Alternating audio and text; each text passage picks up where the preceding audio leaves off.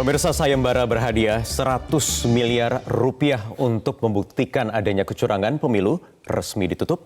Hingga sayembara ditutup, tidak ada yang bisa membuktikan kecurangan pemilu 2019.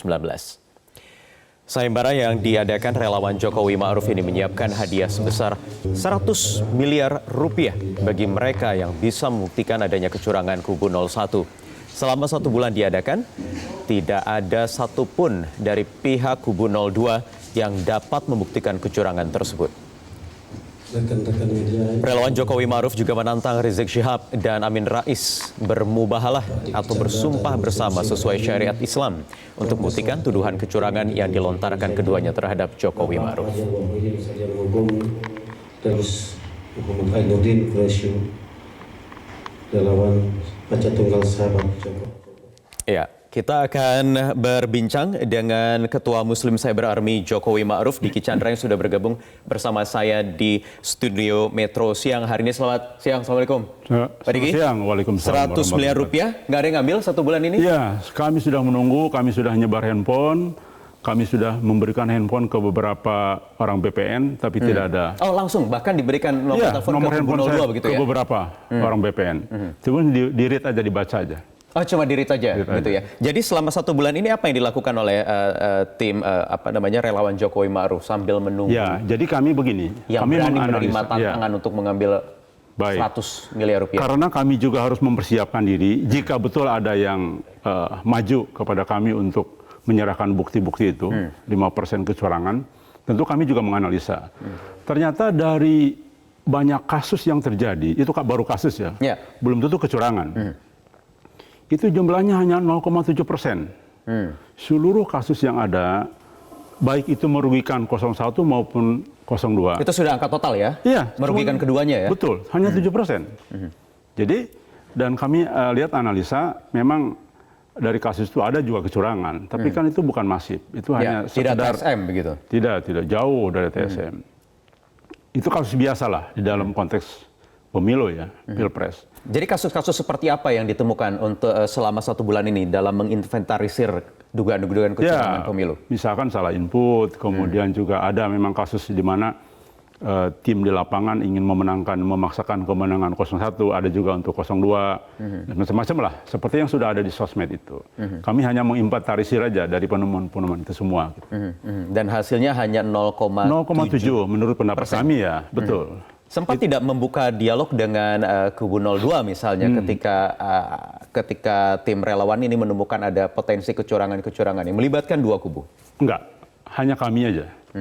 Untuk kepentingan kami kan mempersiapkan diri, andai ada pihak mereka yang menuntut gitu, seperti itu kira-kira. Oke, selama 1 bulan sama sekali tidak ada respon terkait dugaan kecurangan, atau saya dengar-dengar ada yang mencoba menteror atau apa itu, ada juga? Begini, memang di sosmed itu ada yang mengklaim bahwa mereka sudah menyerahkan berkas ke Bapilu kan, konteks kecurangan. Tapi kan ternyata itu semua juga hanya kasus. Jadi mereka menagih janji kepada kami di TV dan sosial media, tapi tidak datang ke kami. Itu satu. Jadi hanya di dunia maya begitu ya? Ya, di dunia maya dan di dunia televisi, hanya mereka mengatakan mana 100 miliarnya. Tapi kan tidak ke kami, itu kan ke Bawaslu kan. Sebenarnya uang yang ini pertanyaan saya sejak awal sebenarnya. Ini sebenarnya 100 miliarnya benar-benar ada uangnya, atau ini hanya sekedar satir begitu, menyindir bahwa memang tidak ada kecurangan? Ada, betul. Jadi kami kan musyawarah dengan 17 pengusaha. Tadinya ada 19 pengusaha, tapi 2 mundur. Nah, kita sepakat angkanya supaya eye-catching dan juga bagus, 100 miliar. Oke, sumbangan berapa satu orang? Berarti kan 5,8 miliar. Ya betul, 5,8. Bagi pengusaha besar, 5,8 kecil. Jadi dikeroyok rame-rame 17 orang itu. Karena keyakinan tidak ada kecurangan, begitu? Begini, mereka pengusaha ini sudah sangat gerah dengan berbagai macam dinamika yang berkembang. Nah, mereka juga tentu pro Pak Jokowi ya, karena memang mereka juga sepakat dengan hasil pembangunan yang ada sekarang nih, kemajuannya. Nah, kamilah yang maju. Oke, mereka di belakang layar, karena mereka menyiapkan dana, gitu, kira-kira gitu. Dan itu di depan notaris. Di depan notaris? Iya, di notaris perjanjiannya. Karena kami juga tidak ingin dong, ketika benar-benar ada yang mengklaim 5%, lalu mereka kabur semua, kan kami yang celaka kan, bisa dituntut hukum kan itu. Itu resikonya penjara kami. Nah, untuk itulah kami amankan di notaris. Dengan syarat ketika orang melapor, syaratnya adalah potensi kecurangan secara 5%. 5%. Iya, artinya begini, Pak Jokowi katakanlah menang sekarang 10%. Ya. Berarti kan dianggap... Siapa yang bisa membuktikan angka 5% itu Betul, suaranya? jadi dari 10% itu 5% yang curang. Ya. Nah itu potensinya itu. Oke, baik. Tapi hanya 0,7%. Anda juga menantang Rizik Syihab, Pak Amin Rais untuk bermubahalah?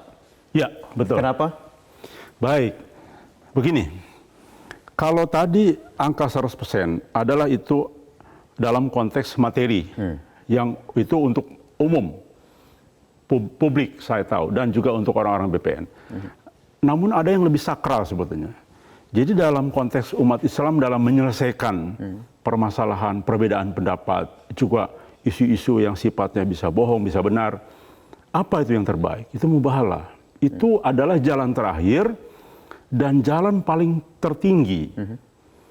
Maka karena konteksnya adalah Habib Rizik dan juga Amin Rais ini selalu bicara ada kecurangan TSM. Ya. Dan ini tuduhan kecurangan TSM kan bukan tuduhan sederhana. Ini tuduhan yang dahsyat sekali kan. Tapi kami kan melihat di seluruh potensi yang ada, laporan informasi dari relawan di TPS di sana sini tidak ada itu cerita TSM itu. Apalagi ditambah dengan brutal kan. Habib Rizik mengatakan brutal. Saya coba tanya ke seluruh relawan kami, tidak ada yang brutal, tidak ada yang memaksakan kehendak di TPS supaya orang milih sebulan tidak ada. Jadi artinya ini kan sebuah kebohongan besar yang dibuat narasi untuk mencapai tujuan. Nah begini, bicara ini kita tidak hanya bisa bicara hanya Pilpres 2019, tapi kita harus lihat dari 2014. 2014 itu memang karena mereka konsultan politiknya Amerika itu. Jadi dibuatlah narasi konten-konten fitnah. Karena mereka sepakat mengalahkan Jokowi itu tidak bisa lempeng. Itu harus banyak fitnah yang dikeluarkan.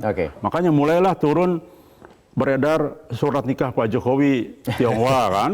Kemudian narasi komunis dan sebagainya. Baik, jadi adakah kemudian respon atau jawaban atas inisiatif untuk mengajak mubahalah dari Nah, Syihab setelah atau itu Pak Amin Rais?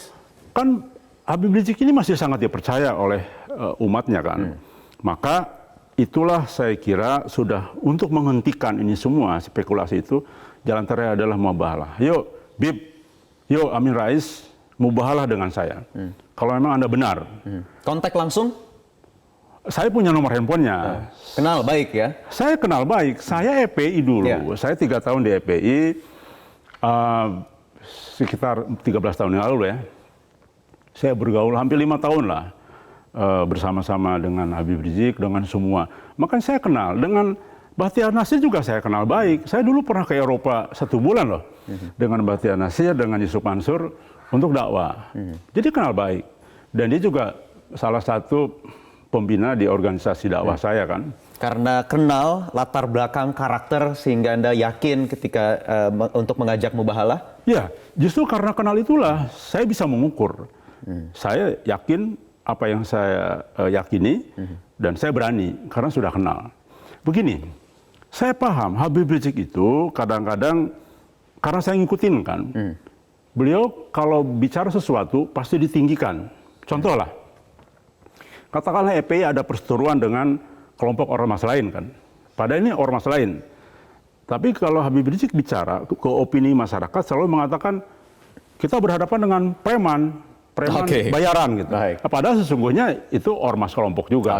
Kira-kira gitu. Jadi kalau 100 miliarnya sudah ditutup, mubahalahnya masih terbuka sampai kapan? Terus sampai dengan beliau mengakui. Jadi gini, kalau kami tunggu, misalkan mubahalahnya beliau tidak respon, kami akan mengumumkan bahwa Habib Rizik, Amin Rais tidak berani mubahalah. Berarti pasti dia yang bohong. Baik. Terima kasih Pak Diki Chandra, Ketua Muslim Cyber Army Jokowi Ma'ruf atas waktunya di Metro Siang hari ini. Baik, terima kasih.